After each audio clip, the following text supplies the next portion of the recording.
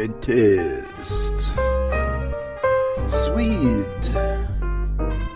Sour. So good to taste. Welcome to Great Taste at Green Building Supply. We're live as we are every first Tuesday. I am totally bookended by Kathy DuBois. Hi. Hi, Stephen. So isn't that cool? You don't have to. Yes. I don't have to go like that. Right, and like get me closer. Right, exactly. Yeah, You can just talk away, right? Yeah. Yep. And Great. this is my son, Jacob Boss. Hi. Hi, Dad. Thanks so much for having me on. Great to be here. Hey, I just want to say one thing. He brought some Indian. He lives in Bloomington, Indiana, and he brought some Indian food that he had made. So we had it last night, and that was Monday. So he brought this food that he made on Sunday. I made an exception and ate leftovers, and it was unbelievable. It was. I mean, yeah, it was fantastic, wasn't it? You don't need to give. No, I don't. It's hard for me to remember. habit. Right, it is a habit. Yeah, it was great. Yeah, it really was. Yeah, absolutely fantastic. And it had paneer in it, so what could be better? Yeah. So we're going to talk about that. My friends are always really amazed when I make paneer for them. They think that it's so fancy and so challenging. But of course, once you show them how simple it is, it's an amazing kind of little trick that you can do when you're entertaining is to make fresh cheese at home. Yeah, one thing I forgot to do was to remind everybody to turn their cell phones off, and especially the co-host, since she had hers on. I was I did that. I did that on purpose, so everybody would kind of. It was a teachable moment. Right. Exactly. Oh, you have to wait till the microphone's in front of you, because otherwise it won't work. I'll do my best. Okay. So we are going to kind of have a lot of fun playing with summer stuff so that you guys can have great 4th of July picnic food. And we've done some of this stuff before, but it never grows old. And we're going to do kind of a little bit of different take on it. And actually, the three of us have 3 different takes on it. But since Kathy made the main course, she gets to have her take first, and then Jacob and I are going to talk about our little ideas about how to change things up a bit, right? Okay, let me go get what I made. Okay, go ahead. Yeah, go get what you made. And we have a lot of really different foods planned. We have condiment. This is quick onion pickle that Kathy will tell you how to make. I love refrigerator pickles. Refrigerator pickles are another thing that is easy to make and impresses your friends. When they say, wow, you threw these pickles together so quickly, that's incredible. But really, they're quite simple. And what's funny is, I was going to ask you this question actually. The reason it impresses people is because they don't know how to cook. So what would you say? What would you say is, like the percentage of people in their 30s that are in your circle? What percentage of them do you think actually cook? Almost none, because graduate students, even if they know how to cook, they don't have time to do it. Mm-hmm. Yeah, that's interesting. So, all right. The interesting about pickled onions is they're not cooked. So they are cooked technically. Because they're in vinegar. Right. Just like when you make what am I thinking? Ceviche, right? Mm-hmm. Mm-hmm. Yeah, it's cooked with the acid. Mm-hmm. Right. So that's cool. I mean, they're cooked in a certain way. But they're really cool. So we've got that, and what else? What are you going to show people? Here we have pick that up a little bit, maybe. A nut burger, and it's something I've been making for a long time, and we may have even made it on the show a number of years ago. But this was a recipe I found somewhere, and the recipe was for nuts, white rice, cheese, and chili powder, and I added a wild rice mixture, and you actually changed. You dropped the white rice. Yeah, right. I took the white rice out, and smoked paprika, and that's it. It's very simple, just those 4 ingredients. And I'm actually making some rice here because the rice has to be really hot, so that it melts the cheese and makes a burger. So I'll show you that one. That rice is almost done, and I'll show you how that goes. But that's the basic recipe. You both have. Yeah, we have a little twist on it. But the thing is that Kathy and I have had this discussion. Maybe I'll get your perspective on this then. We've talked about this before. We talked about it today. It's like you go to a restaurant that has maybe their burger restaurant. And in today's marketplace, most burger restaurants have a vegetarian burger on the menu, whether it's something they actually make or something that they buy frozen and they serve or whatever. And it's usually pretty bad. And most of the time it's beans, a bean burger. And I've just never been able to understand. This is so simple. It's like it doesn't take any amount of time to do. It's so much better than any of those other burgers. These are all like much more creative people than we are. Is it okay to include you? Speak for yourself. Anyway, I just don't get it. Why aren't burgers like this, on menus places? You can't hold that. No. Oh, you don't know the rules, do you? Yeah, the rules are that no one touches this mic but You'll me. always be his son. And the reason is it's not an. I've been a rebel since I was 10. What, I've been rebelling against your rules since I was 10. But here's the thing: you have to understand, it's not ego. People, think, oh, he won't give up the mic. It's because Jason Strong from Fairfield Media Center, who produces the show, says, don't let anybody take the mic because there's lots of noise that goes along with that. That makes perfect sense. Right. That makes perfect sense. So But please. what I wanted to say was that we should talk a little bit about why we don't like most restaurant veggie burgers, so we can understand why this is such a superior alternative. So for example, if I have a product that is made to perfectly simulate a meat burger, well, I grew up vegetarian, so a perfectly simulated meat burger actually is a huge turnoff to my palate. I don't want to eat something that tastes perfectly, feels perfectly like meat. That's not something that I was raised, cultured to enjoy. Then, if it's something like a vegetable burger that's rich in primarily vegetable matter, like broccoli and spinach and things like that, they're typically seasoned poorly and fall apart at a touch. You tap them, they crumble. You taste them, and they don't have enough salt, or they have a strong taste of iron or a kind of bitterness to them from the seasoning. And they really lack the kind of unctuousness and multi-layered appeal that something like Kathy's Burgers brings. Yeah, it is really interesting. Now, on the other hand, even though he might have been raised as a vegetarian, I really like the taste of vegan or vegetarian burgers that try to mimic meat. And we've talked about this, I think, on the show. There's two big guys in the field, two big companies in the field: Impossible Burger and Beyond Meat. Right, exactly. Thank you, Tom. So Impossible Burger and Beyond Meat, and they both have taken widely different approaches. Impossible Burger genetically modifies a yeast to mimic heme, which is evidently, I guess, I don't know all the major stuff, but it's like the thing in meat that gives it its flavor. And then they also, now in version 2, they also use genetically modified soybeans as the biggest ingredient in it. And so you can go to Burger King and you'll be able to get the Impossible Whopper anywhere, but you really need to know what you're eating, because some people may not be interested in that kind of thing. So they've taken that one strategy. And the other company has the non-GMO certification, the Beyond Meat, and they've taken a completely different, obviously, tact, where they're going down that road, and the major ingredient in their meat type burger is pea protein, and actually it tastes pretty darn good, and you can get that at Carl's Jr. and I don't know if there's, I'm sure other. No, I mean, I'm talking about in a fast food restaurant setting. You can get that at Carl's Jr. and I don't know. There's probably some other places, but it's a pretty big battle, and what I like about it. It's so interesting is that the lines are really drawn very dramatically. You've got this one company that just is going all out with conventional food essentially, and you got this other company that has said, no, we're going to go this non-genetically modified way. So it's kind of interesting. And the only place I've had the Impossible Burger was at White Castle, and it was really awful. But people like it. So anyway, you have any comments?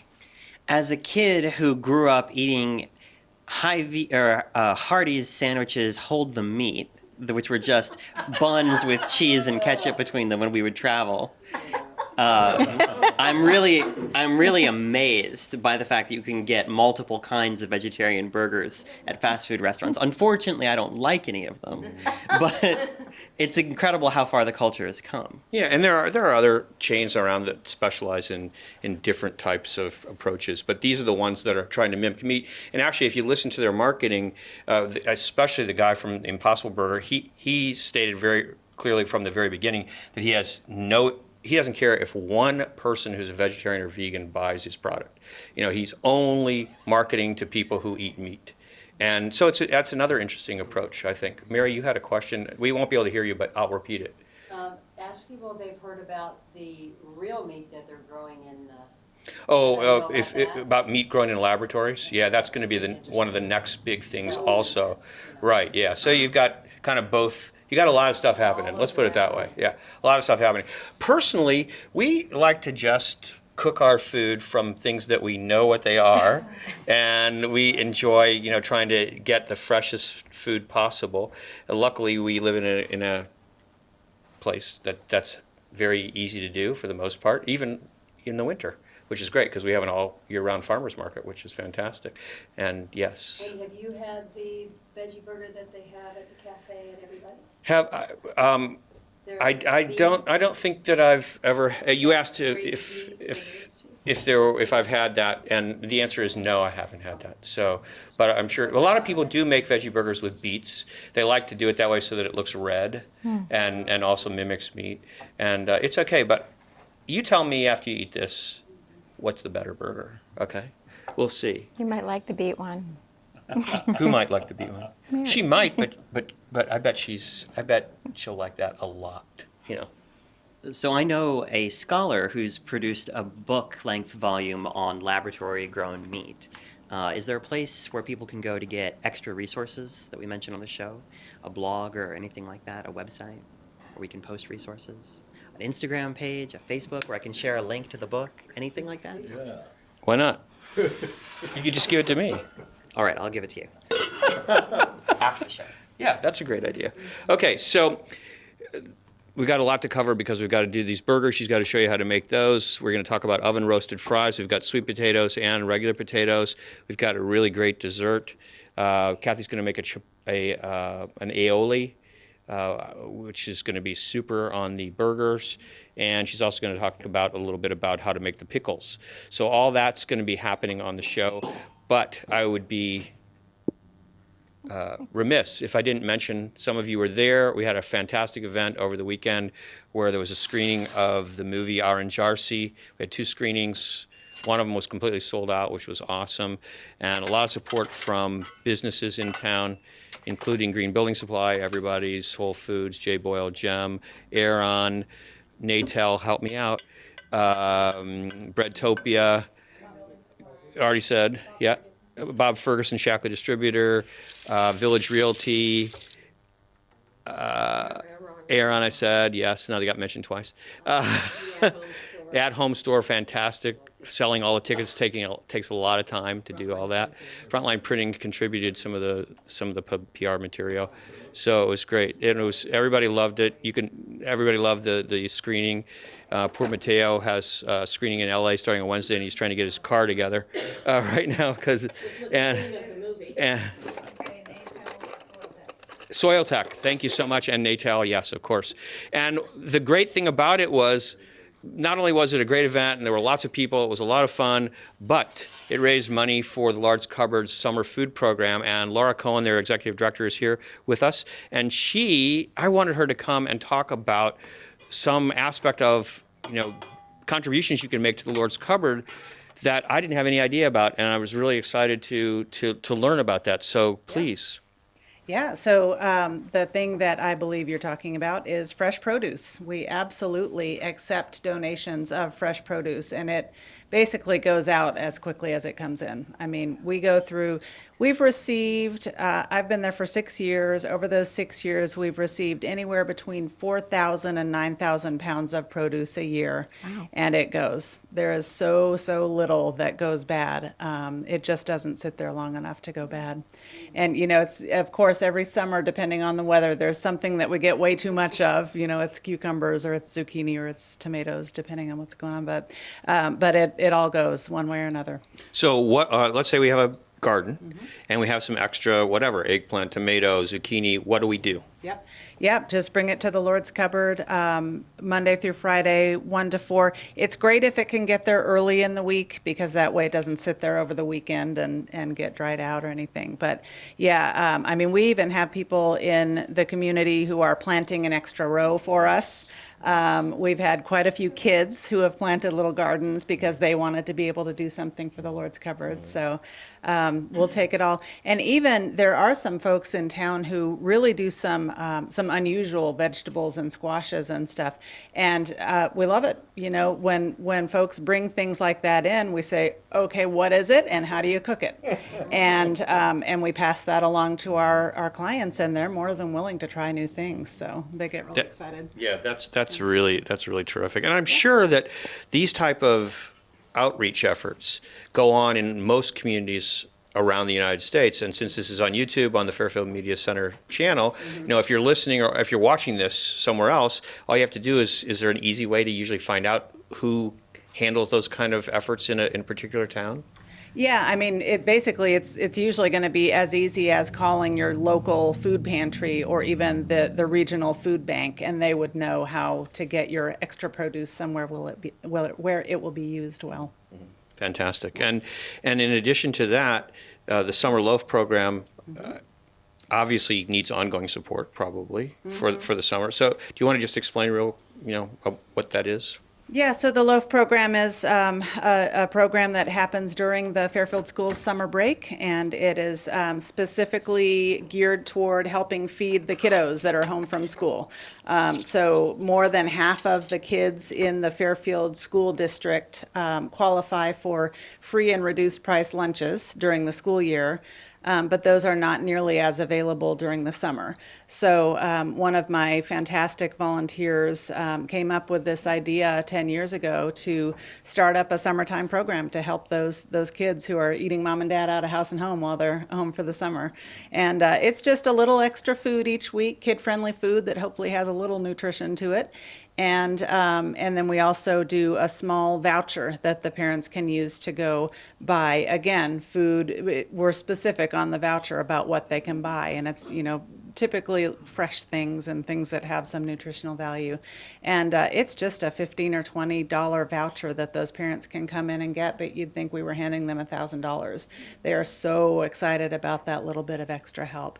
So it's expensive. We do about 500 loaf orders each summer, so it adds up, but we really believe in it. Thanks so much for everything that you do. Thank All you. right? Yeah, great. Laura Cohen, the Executive Director of the Lord's Cupboard. All right, we better get going, right? Yeah, I actually, Oh, I don't need to do that, sorry. double me. Yeah, go for it. The rice is done, so I'm going to just show you how easy it is to make the burger.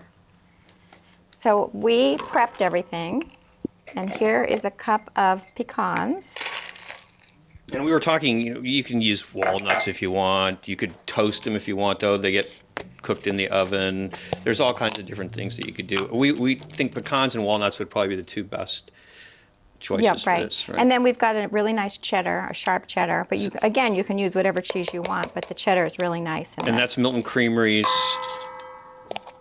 let's see, classic, I think, old-fashioned cheddar, I believe it is. And Milton Creamery, it's great because they're an hour away, so it's basically just local, and it is a really nice cheddar. And then I'm really into smoked paprika. I don't know if everybody else is, but that I think adds a lot to that. So it's a teaspoon of that. Yeah, it's good. And a tablespoon of chili powder. I don't have a tablespoon, but, oh, this is a half a teaspoon. Oh, you better put more in there, huh? Oh, You better right. put more of that paprika in there, too, if you Right. did that. Yeah. So the main thing here is that this recipe, other than the seasonings, is pretty easy. 1 cup of nuts, 1 cup of cheese, 1 cup, dry cup of rice, wild rice mix. So it's 1, 1, 1. Yeah, it's all one. Very, And very 1 simple. tablespoon of chili powder. And 1 tablespoon of chili powder. And then you make sure your rice is hot, and you just put that in here and stir it quite a bit, and it'll coagulate into a burger. And then I freeze them just for a little bit, just so because it holds them together better. So that's the basic burger. You can't get much easier than that. I mean, it's really, really simple, and you'll see how good they are. They're really good. But people do, yeah, that's it. I mean, that's how simple really it is. Now, the thing is that some people are never satisfied with recipes. They have to tinker with them. So we've always called this Kathy's Burger. These are Kathy's Burgers, right? But now there's another version, right? I started making them for my friends in Bloomington, calling them veggie burgers, and they kept asking, where are the veggies, what veggies are in it? And as you've seen, it contains rice and nuts and cheese and no vegetables. So I decided that we needed a new name for them, and my husband over there came up with the name Wild Burgers because they're based on a wild rice mix. And I decided that I wanted to kick it up to the next level in my kitchen and try experimenting with different flavors. What I ended up doing was throwing in a whole bunch of different spices that add, I think, a kind of more layered and scrumptious experience when you chew through the burgers. I also bake my burgers off thicker than the burgers that were traditionally made in the kitchen with Kathy. And so I add, instead of smoked paprika, I use regular paprika, and I use applewood smoked salt to bring some of that smokiness in and the sweetness of the applewood smoked salt. And then I use garlic powder and onion powder and mustard powder, and I use some ajwan or carom seed. And ajwan, you have to be really careful with it because it can make dishes very kind of seem salty. So you just use a small amount of ajwan. And then I also use cayenne. And I am very particular about the cheese that I use because I think that the cheese has the most substantial effect on the flavor of the burger. So I'm pretty convicted in the use of Kerrygold's Dubliner cheese. Or as my husband calls, Dubliner cheese. And so the Dubliner is a kind of sweet, firm cheese that has the properties of an aged cheddar, but it also has some of the qualities of a Parmesan cheese. You sometimes get the little white crystals in it. And it has a very rich flavor that lends itself well to, I don't want to call it a meatiness in the burgers, but instead a rich and textured mouthfeel and a full flavored bite. So sometime we're going to have to try that. We're going to have to try your particular version. But as I mentioned to you this afternoon, since Kathy was making these, I let her do it her way, right? Because don't want to You didn't want to get in trouble. Right, exactly. I'm not too smart, but I do have a few smarts too. And a pinch of cinnamon. Why? Because my grandmother would always add a pinch of cinnamon to her savory dishes. So I carry the tradition on. Right. And I like that. So what I would like to try, though, in terms of my own riff on that, is I'd like to do away with all those powders because I'm not a powder kind of guy. And you're not cooking on a graduate student's budget. Fair enough. Fair enough.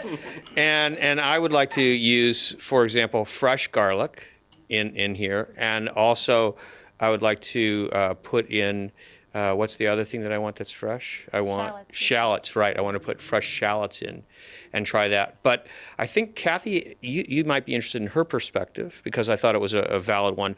Why did you tell me that you kind of like it this way as opposed to all the other stuff that I might want to add or that Jacob might want to add? Well, I feel like it's a base, and then you can do so much with it.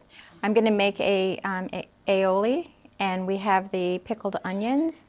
You could use mustards and ketchups and pickles and coleslaw and, a variety. Sauerkraut. Yeah. Mm-hmm. And so I like to kind of keep things simple and then add, and people can make it their own.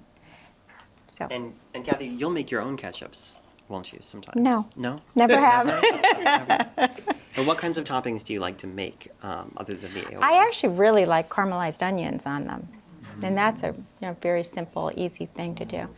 Time consuming. And also I used buns, so it's like a real burger. She was really fighting for the buns to be here for this, and I said no buns. And of course, if it's tomato season, a tomato or a little bit of arugula, or everybody's got their take on what they like on a burger. But those things, I'll make the aioli, and you can taste that. Yes, that sounds like a great thing. So before we move on to the next phase of the show, what I'd like to do is introduce, we have this thing that we've been doing for 3 or 4 months now, where I pick 4 or 5 products from Everybody's Whole Foods and feature them so that people can see what we like to use in our kitchen.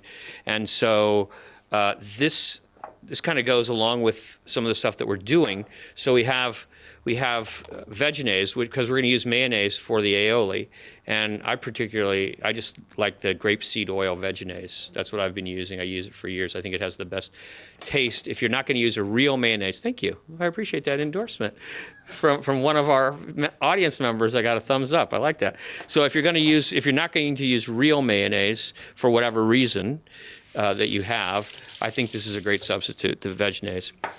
I use it to make your New Year's artichoke dip. Okay, so Jacob was saying that he uses it in an artichoke dip that I think we've made on the show before. I can't remember. Okay, this is incredible. This is, what is it? No, it is traditional French vanilla pudding. It's brand new. It's organic. It's extraordinary. Somebody's going to walk away with it as a door prize, of course. How much is it? It's in the dairy. It's brand new. It's like $3.99 or something like that. It is so, wait till you, but it's really, really good. Wait till you try that, baby. Wait till you try that. If you don't make your own ghee, for $3.99. this is local, and we use ghee quite often in cooking, in our cooking preparations. And so this is a local ghee called Spring Sunrise. I think it's just new packaging for John Revelinsky, pretty sure. Yeah, I think it's new packaging. But anyway, it's nice. I mean, I highly recommend that you make your own, because it's also not difficult to do, and it's really, really good that way. So, have it, and there you go. So, I thought we did this last month, but I couldn't find the shelf talker at Everybody. So this is the ketchup we're going to use on the burgers. If you like ketchup, it's got some nice flavors to it. This is Woodstock ketchup, and finally, this is rice vinegar, which Kathy did not use because they didn't have the one that we wanted. But I think they're getting it in. They have an organic rice vinegar, Myrocan organic rice vinegar. That's what we would say to check out if you can use a rice vinegar. Look for an organic one, because the commercial process of making rice vinegar probably is many people who have discriminating, who discriminate very clearly about what kind of ingredients they like. I think they might not like the process of making commercial rice vinegar. So get the organic version; it would be great. But we used. Did you use just regular white vinegar, or did you use apple cider vinegar? Apple cider vinegar. So that's another way to do it. I like the taste of the rice vinegar much better. It's sweeter and it's more mellow. Right. But we didn't have that, so. Right. So those are the featured products, and of course, Everybody's Whole Foods contributes all the stuff that we make, and we really appreciate that, because that's how you guys get to eat on this show every month. So it's really fantastic. Do you want to tell everybody what you're doing? Yeah, I'm making an aioli, and it's one from Bon Appetit magazine a long time ago. It has cumin and coriander seeds that have been toasted and ground, mayonnaise, olive oil. We need olive oil. Smoked paprika again, and garlic, pressed garlic. So it's very flavorful. And it's really simple. You're just stirring the stuff in, right? You're pressing the garlic, right? Because it becomes that if you want that garlic flavor really pronounced, that's why you're pressing it, because the more cell walls you crush, the more intense the flavor is going to be. And opposite, if you don't want that garlic flavor very strong, don't crush a lot of cell walls. Cut the garlic clove in half, saute it in whatever oil you're using, and take it out, for example. Given what we saw on Saturday night at the film about olive oil, yes. Tell me about the olive oil. What Tom was bringing up is that in the film Orange RC that screened here, there was a discussion about olive oil where the maker, it was a Tuscan maker, said that about 80% of the oil that's made is lamp oil. That's what he said. Now, what he meant by that was that's all it was fit for, was to serve as light, to light to people's rooms so they could read a book or whatever. And I'm not so sure about that. I mean, this is one maker's take on it, but the truth is there's a lot of poor olive oil on the market.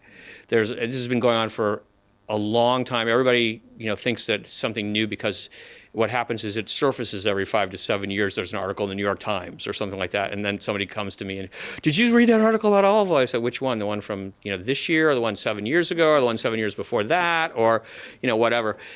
So it's just a standard practice that olive oil or other oils that are in demand may be adulterated so that it can go further. Think about it this way. Italy at one time, not anymore, but Italy at one time was the largest exporter of olive oil in the world. They were also the largest importer of olive oil in the world. What does that mean? That's pretty fascinating, right? So you do have to, knowledge is important, even with that type of product and with many other types of products. And so if you know the source, that's even better. It's not that easy to get really good olive oil. That's just the bottom line. And the best way to do it is to do some research online, see what other people who know about olive oil, tell you. But frankly, to get a good olive oil is not an inexpensive thing. Trader Joe's has many different olive oils. Matteo Troncone, who did the film, there's 2 olive oils that he likes at Trader Joe's, and he recommended. One is it's called California olive oil, I think it is. California State olive oil, he likes that, and he knows where it comes from, so he said that's a really good one. And then there's one that they get just for a few months. It's called Novello. And I'm sure it's really good, but the thing is that when you buy olive oil, it should always be in a dark bottle, because there are 2 enemies to olive oil and most oils, and that's light and heat.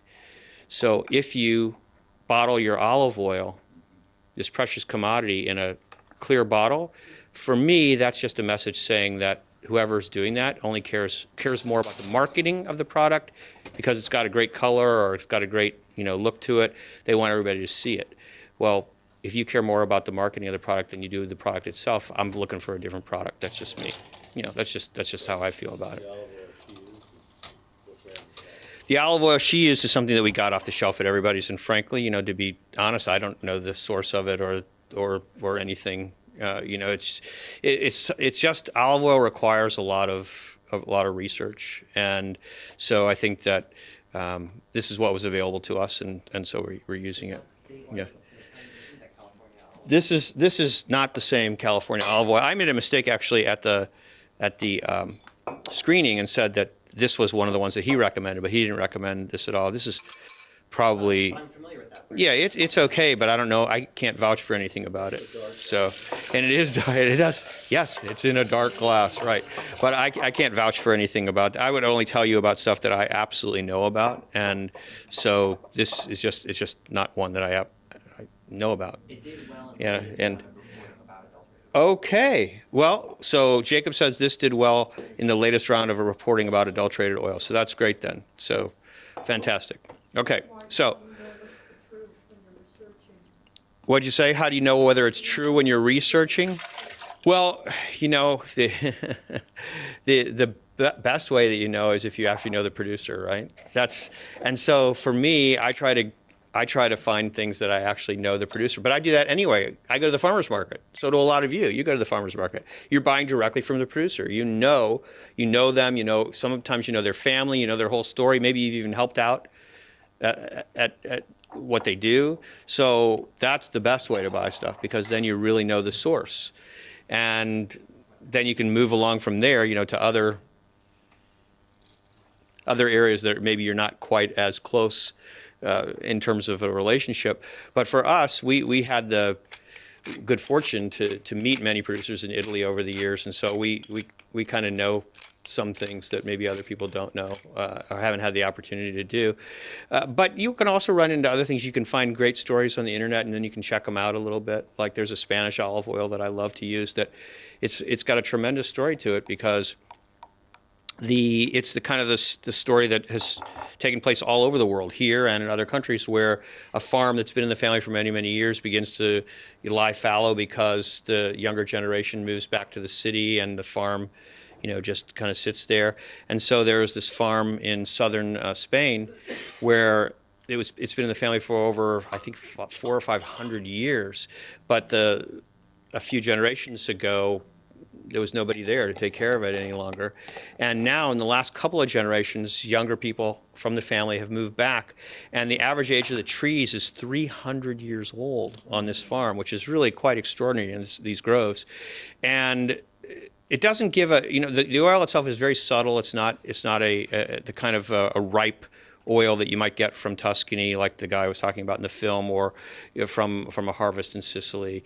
But it's just got a really nice mellowness to it. And the cool thing about the story is that the importer, there's only one importer in the States, and this importer is Spanish. His company, there's two people who own the company, and one of the guys is Spanish.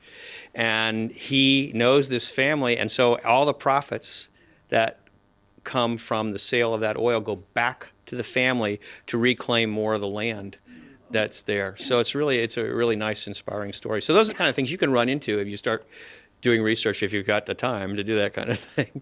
But, so, yes. At home has to be very nice. Yes, she does. Yeah, the at-home store has some nice olive oils also. Yeah, very nice. So it's always really nice. Bariani is a California oil that is a good oil. It's Emanuele Bariani. He does it all in there on his farm, and it's a good oil to get. So that's one of them. Really good. Yeah, it's in a dark bottle too. But you should also just be aware. When you see the words, pure olive oil, you don't want that. That's not what you want. You don't want pure olive oil is not very good. It just means that it's olive oil, but it didn't get there in a real natural way. So what you want to look for is you want to look for a number of things. You want to look for certain words that you might see, like first cold pressed is one thing that you can look for. Grown and produced in is another thing that you can look for. There may be certain labels that some countries have gotten going now that indicate that that the olive oil was, grown and produced in that particular country, so it's certified. And there are other things, but if you look really closely at a lot of oils, you'll see in very small letters, where it comes from at the bottom. And that, even though it might have an Italian name or some other kind of thing, you may find that it doesn't really come from that particular area. Mm-hmm. Sure. Yes. Yeah. So there's a chain that's grown up over the last number of years where they have, I don't know, they call it different things in different places, but they have different olive oils from all over, and they have different vinegars that you can taste. And I'm certain that some of that stuff is probably, it might be good. I don't know enough to say one way or another. Normally I would be a little suspicious, so I probably would still be a little suspicious, but it's probably, there's probably something you might be able to find there. I think that, again, the most important thing is trying to know your source and really being assured, because it's a very lucrative business. So that encourages some people to not be, to not do things right, to not do things in an honest manner, right? So it's very important if you want to do it. And see, things are so advanced today that they can take low quality oil, mix it with other seed oils, and then add some really good oil and add some other chemicals to mimic the taste that they're trying to get at. Because think about it this way. If you buy a bottle of a particular olive oil and you've been buying it for 5 or 6 years and it always tastes the same, what? How could that possibly be? Because it didn't rain the same amount in that area the temperature wasn't the same, the soil wasn't the same, nothing was the same, but the oil tastes the same every single time? Something's a little strange there. So you should definitely be able to tell a difference from year to year. The guy who made it, or the person, whoever it was, the robot, whatever, Yeah, they might have been the only constant. Anyway, so does everybody know about the aioli? It's good, right? That's it? I forgot one product. Whoa. Ugh! Kato. Kato. This is deep, dark chocolate. It's really pretty good, actually. Made out of avocado. So avocado ice cream, and it's not locally grown, but it's a local company. So that's another one we're going to give away. So everybody's Whole Foods has that, along with many other flavors, actually. So there you go. Okay, what else? What's next? Oven roasted potatoes. You want to tell people how to do that? Are They're they in the oven. Oh, good. Yeah, they're in the oven. You want to tell them how to do that? Give us the mixture quantities for the aioli. Kath, can you do that? Mixture quantities for the aioli, please. Well, we did 4 times the recipe, so I'll give you the recipe for one, if I can find it. Let's see. A half a teaspoon of cumin seeds. We can send this out, can't we? Sure, we can send it out, but it's great to give it because then it's always there. Okay. Half a teaspoon of coriander seeds, and you put them in a dry skillet and toast them and then blend them, pulverize them. Half a cup of mayonnaise, 2 tablespoons of olive oil, 2 teaspoons of fresh lemon juice, 1.5 teaspoons of smoked paprika. Slow down. Can you do it slower? We'll put it. We'll if A you're little bit slower? okay. We're right now. Okay. So where are you? Half cup vegetables. Makes for a great TV. But We missed the olive oil and the. 2 tablespoons of olive oil, 2 teaspoons of lemon juice. Maybe you want to taste it before you write it down. And 1.5 teaspoons of smoked paprika, and 1 garlic clove pressed. all right, and if you're not on my mailing list, then this is a good reason to sign up, and I'll send that out. So you can just let me know. And one thing I will tell people, which is really very important, is that if you give me your email address and you want to be on the mailing list, when you get a note saying you have to confirm, or otherwise you're not on the email list, even though you asked me to sign you up. Okay, that's important because I notice people who still have never confirmed, that are on there all the time. So we need to talk about the dessert. Who just yawned? She has a reason. Okay, that's fine. Oh yeah, should I bring the Bring dessert out the dessert, and we have another important topic that we want to discuss, which is other than dessert. So tell us about the dessert, and then let's talk about restaurant behavior, because that's something that okay. we want to talk about. So the Okay. dessert is something that a recipe that Stephen just found. Where? In the New York Times. Okay. And it's heavy cream, sugar, and lemon zest, and a pinch of salt. And you just boil it and just keep stirring it and let it get a little bit thick. And then you take it off the heat and you put in lemon juice. And it thickens somewhat. I guess it's custard consistency. It's not pudding, it's custard. Yeah. So we're trying it. We're all guinea pigs. We're trying it. Difference between the two, Between what? pudding and custard. It's a good question. I don't know. Is it pudding Somebody can thicker? look it up on their computer, on their phone, and tell us, what it is. Huh? No, the question was, what's the difference between pudding and custard?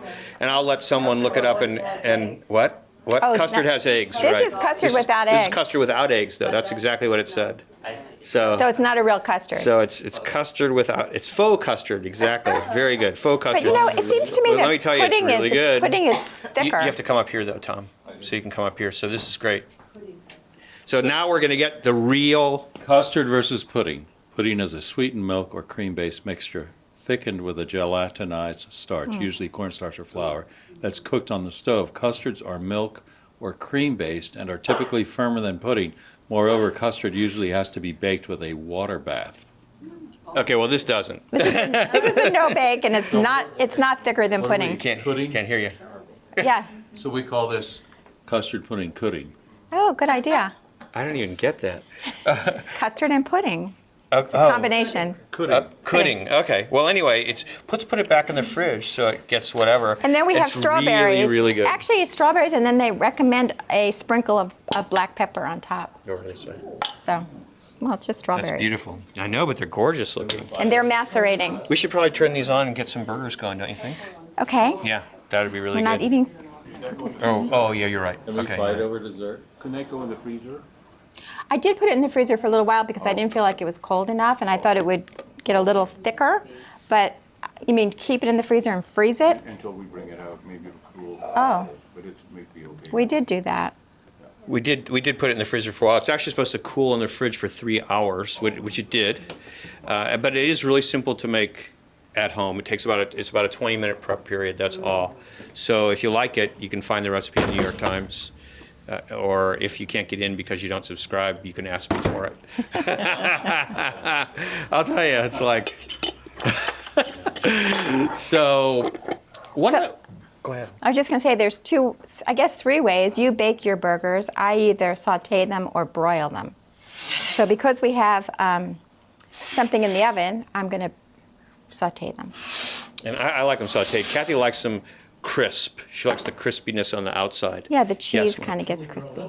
Yeah, you could grill them. You know, the good thing about these, you'll see, is they generally stay together, and you really need that on the grill, right? You know, to be able to stay together. You might want to use a grill basket. Maybe, Or, but they're all you know- cooked. I mean, there's nothing to cook. It's just a question of Yeah. getting them warm through, and if you want some smoke flavor, that's another way to do it.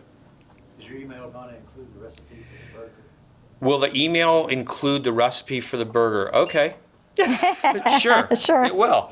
Yes. Of course, you'll have to remind me, and then we'll do it. Will be in In English, probably. If Kathy was doing it, could be in Italian, Spanish, Or Yiddish. Or Yiddish, right? Oh yeah, she's fluent in all those languages. Afterwards, why don't somebody can come up and have some conversations with her? I'm sure you'll find it very enlightening. So, a subject that's near and dear to my heart is behavior in restaurants. And I've had this discussion with an executive chef recently who was complaining about how a lot of customers don't understand the relationship between the front of the house, the back of the house, and the customer. And I think that it's probably something that isn't well known, but it's really critical, and that is that if you're at a good restaurant, and when I say a good restaurant, I'm not saying that there's something wrong with TGI Fridays or anything like that, but I'm talking about somebody who's an individual owner, for example, who's putting their heart and soul into whatever they're doing. They're doing it for, almost all of them are doing it only for one reason. They have a need to serve. They have a need to serve people. They have a need to present something to people that's nourishing, and they want whoever's coming into their place to be nourished. That's why they do it, because it's a very hard job. And it's day in, day out, requires you to basically put your family secondary, that type of thing. So it's a very deep need that they have. Now, when someone has a need like that, then there's an obligation on the part of whoever is being served to understand why that is, to understand where that person's coming from, and to understand then what's necessary. And what's necessary is that you just realize one thing. When you go to a restaurant that is a good restaurant, they want to have a relationship with you. They're really not interested in somebody just coming there, serving them, and having them walk out the door. They want to develop a relationship. That's exactly what they want, because that give and take, that energy that goes back and forth, becomes something that is exciting to them. It's just like going to a concert. I mean, all of us can relate to that. You go to a concert and the audience is really kind of quiet and withdrawn, not exciting. The band plays. That's how they play too, right? Right. But you go to a concert where everyone's engaged, it's like crazy. I mean, it's supposed to last 2 hours. There's 12 encores because they don't want to even get off the stage. It's so much fun. So it's the same thing in a restaurant. Those people are there. The cooks are there. They're not getting paid a lot of money. They're not going home and buying, a Lincoln Navigator or anything like that. They're there because they need to be there. They want to be there. They want to serve you. They want to make really great food and have you enjoy it. And so for you, it then becomes a need to participate. It's a participatory relationship. as opposed to a service relationship, which a lot of people think that it's a service relationship, and they're mistaken. So if you understand that, then you're going to have even better experiences at restaurants because you're going to be in the flow of what they're looking for. So there's a lot of different things. I'm not saying, by the way, that if something doesn't go right, that you should ignore it because you want to have a nice relationship with who's there. I'm saying that there are ways to actually interact with the staff, whether it's the front of the house staff or the back of the house staff. And so try to, essentially understand why these people are there. Even servers, a lot of servers are there because they love to serve. They love doing it. That's why they're there. Some of them, of course, are there because they need a job and they want to make money. But at really good restaurants, think about it this way. If you go to Europe and you're in Italy or France, a lot of the people that are serving you have been doing that for 20 or 30 or 40 years. It's a profession. It's not a part-time job. It's a profession, a respected profession. So this is why I think it's really important to understand, your part, the part you play when you go to a restaurant. So I was in a restaurant once, and I heard one of the owners say to the other owner, "Table 5 walked." This is before they ate. Table 5 walked. And it's because they didn't have what they wanted. And the other owner said, "I'd much rather that they walked before they ate than after they ate. They were dissatisfied." And so that brings up another point, which is to tell people, what it is. If something comes and it's cold and it's supposed to be hot, you're within your rights as somebody who's paying for a meal to ask the person who's waiting on you, "Hey, listen, could you please?" But if there's a way to do it, and in a nice way, an engaging way, "Hey, my food's kind of cold. Do you think they could reheat it for me, or whatever?" And you'll find that gets the kind of response 99% of the time that you're looking for. A lot of people I know never say a word. How did you like the restaurant? "Oh, my food was cold." "Oh, did you tell them?" "No." "Oh, my steak was well done and I asked for it medium rare." "Did you tell them?" "No." And that's also, when you're talking about a relationship, that's something that the restaurant needs you to be participatory. They need to know. My steak wasn't cooked correctly so that they can get it back to you. They want you to be happy. They absolutely want you to be happy. And so it's really important that you help them. Do they have to pay attention to everything that you say? No, because maybe everybody tastes things differently. Maybe you tell them that there's way too much salt in something, and they're going to check it to make sure, but it could be that you're just really sensitive to a salt taste or something, and so it's different. But it could also be the other way, and this is how too, where you can decide, next time I'm not going to go to that restaurant again. Like if you go and you've gotten soup there 3 times, and every single time the soup's too salty, and you've said something to them like, "Wow, maybe you should think about tasting, have the chef taste the soup. I think it might be a little too salty." And you've never received any comments back, and it happened 3 times. I'm talking about a personal experience. Then you kind of just, maybe that's not where I want to spend my money. Maybe that's not a place where I want to have a relationship, because they don't seem to be interested in a relationship because they're not communicating, back with me. But in most really great places, there's going to be that communication. They want that give and take. The chef, somebody in that kitchen is actually looking at every plate that comes back. They're looking at it to see what's still on that plate. And then if it's a really great place, if they see a lot of stuff on a plate, they're going to say, who's serving that table? They're going to ask the server to go find out what the issue was. Why didn't you eat that?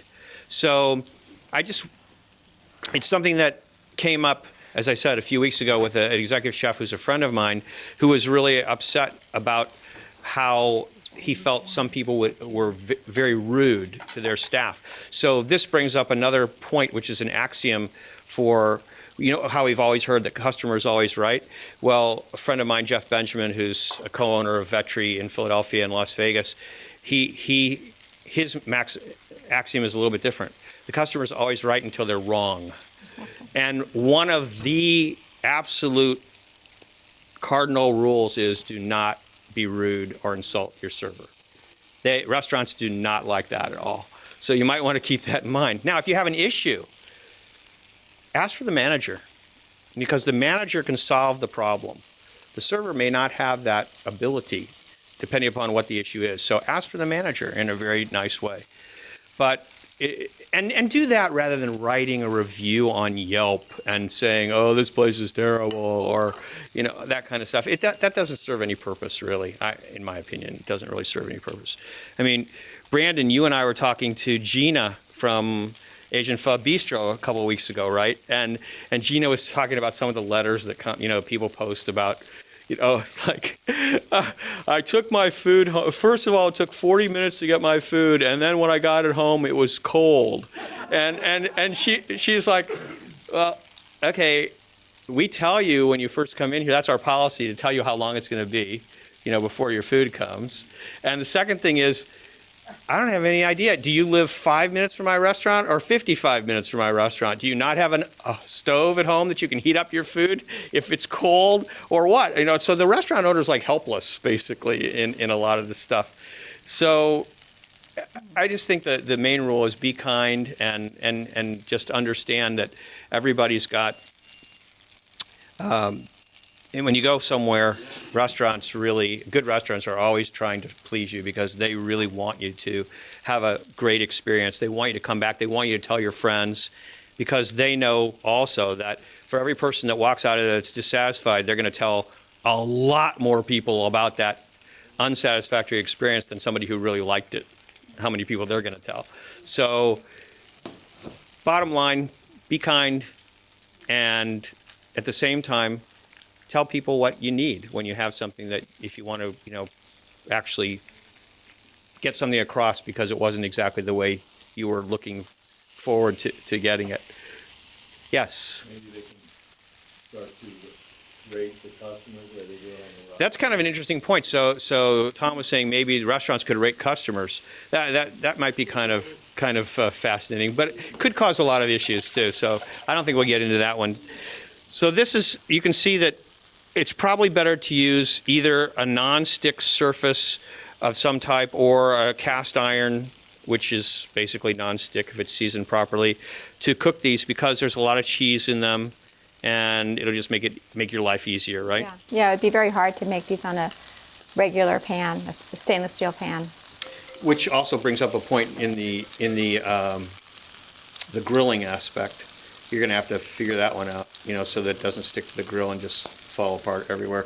Which, if you use a grill pan or something like that. Or you can spray it, I guess. Spray it with some kind of spray oil. Yeah, maybe you could. Maybe you could do something like that. So those things are always important. Kathy, when you bake them, how do you bake them, and do you bake that size? I usually make The them about question was, twice. if you bake them, how do you do that? What's that? I usually make them about twice this size, like a regular burger size. And I don't bake them, I broil them. Jacob's the baker. Broil them. So you just boil them both sides together. Yes, but Jacob's the baker, and I think because his burgers are thicker than mine, that baking is probably the way to go. Yeah, I agree. When I make my burgers, I shape them into fairly small, thick moons, and those, medallions. And when they cook, they spread out a bit. And so you get a nice burger shape, and you get a nice medium thickness. And then it has this, really pleasant brown cheese crispness around the edges. The nuts are well browned, and it still has some give, some softness in the interior. It's not dried out. Thank you. Next show, July 2nd, Green Building Supply, right? First Tuesday of the month. And it's going to be an Indian show. One of our guests is going to be Yasu Sharma again. She's going to have some new recipes for us. And I wonder if my lemongrass is going to be, I got to get my lemongrass put outside. I got to do that. Yeah, she had some great lemongrass soup when we last had her on the show. And there'll be other stuff. So it's going to be fun. I'm sorry that Jacob won't be here. But if you can be, you can cook, okay? Because as I told everybody, you heard me, that Indian food was terrific. So any other points that you want to make because we're almost at the end of the hour. It's been a pleasure to have you here again. Thank you. I'm so sorry that it's only once a year, but it's always great. Kathy and I were reminiscing earlier about how we used to at the Crew Studios every week for years and years, right? We dragged all the equipment, the burners, the food, set up the table. We had to clean it wash- all before we could eat, before we could do anything too. And Jacob sometimes helped drag stuff. Anyway, it was quite fun. But We were younger then. and we can't even. I mean, neither one of us can imagine that we actually did that. Some of you were there when we did that stuff, right? Yeah, it was a lot of fun. One night we was had fun. 40 some odd people there. It was a Thanksgiving show. It was like crazy. In the studio? In the studio, yeah. I don't It was remember that. I totally- think I totally- blocked that one out. And one night, I think I told this before, Kathy made, this is what you could do on radio, she made chocolate-covered strawberries, right? And it didn't turn out right. But nobody on the radio knew that because, oh my gosh, those are so delicious. Yeah, they were chocolate covered, but they weren't actually on the strawberry. Right. They wouldn't coagulate. Thanks to Green Building Supply making this place available to us and to everybody's Whole Foods for all the wonderful food. Jan Koblinger, nice to see you. I didn't know you were back in town. That's great. And of course, the Fairfield Media Center, Jason Strong for producing the show. And thank you all for coming. It was great. We'll see you on July 2nd.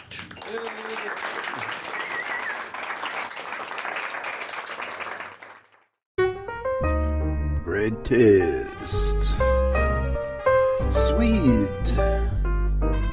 Sour. So good to taste.